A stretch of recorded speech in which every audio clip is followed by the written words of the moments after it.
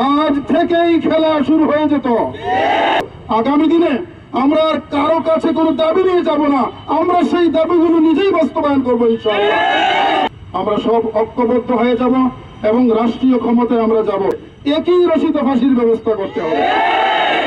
আমাদের মহান রব্বুল আলামিনকে কটূক্তি করেছে, ব্যঙ্গ করেছে, এজন্য আমাদের আসলেই কষ্ট হচ্ছে। কিন্তু আউল বাউল ফাউলেরা রাস্তায় বের হয়ে প্রাণনাশের সম্মুখীন হবে না।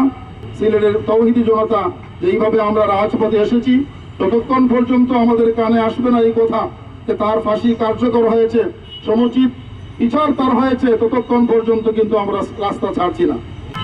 আমি বললাম নাস্তিক মুরতাদ রাসূল এবং আল্লাহ দুরিতা সমাবেশ করবে, তাদের বাধা দেওয়া আমার কোরআনের অধিকার।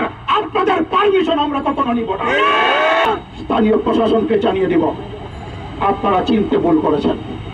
আমরা কারা? আমরা তো প্রিন্সিপালের সন্তান।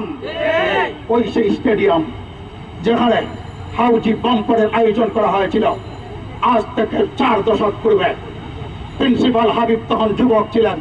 ডিসি সাহেব বলেছিলেন, মৌলানা সাহেব, আলেম উলামা, আপনার আমার কিছু করার নেই।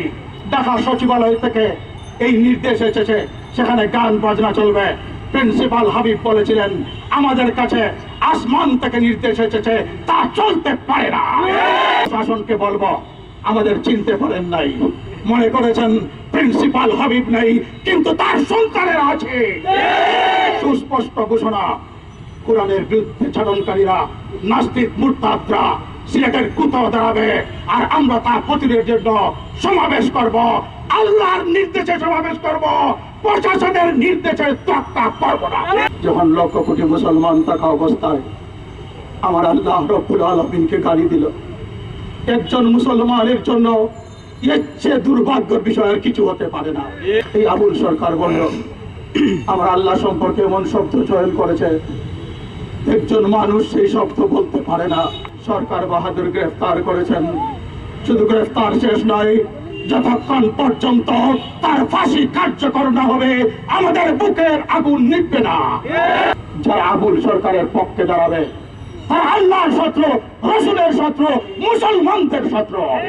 সুস্পষ্ট ঘোষণা করছে, শাহজালাল শাহপরানের ওই ভূমি, প্রিন্সিপাল হাবিবের ওই ভূমি, আলেম উলামার ভূমি, শাইখুল ইসলাম হুসাইন আহমদ বদনির ভূমি, এখানে যেখানেই বাউল পাওয়া যাবে সেখানেই শাস্তি করা হবে। এই সিলেটের পূর্ণভূমিতে বাউল নাস্তিকদের অবাঞ্ছিত ঘোষণা করা হলো। আমরা শাহজালালের সন্তান। প্রমাণ করেছেন, শাহজালাল যেভাবে তাসবিহ চায় নামাজ নিয়ে এসেছিলেন, ঠিক তেমনি ভাবে তার হাতে তলোয়ার ছিল। প্রয়োজনে নাস্তিক দলদের শাস্তি করার জন্য শাহজালালের তলোয়ার হাতে নিতে আমরা বাধ্য হতে পারি। আমার আল্লাহর বিরুদ্ধে, আমার রাসূলের বিরুদ্ধে কেউ কথা বলবে, যে মুখ কথা বলবে, যদি তুমি বলো তার বুকের স্বাধীনতা, তাকে জাহান্নামে পাঠিয়ে দেওয়া আমার হাতের স্বাধীনতা।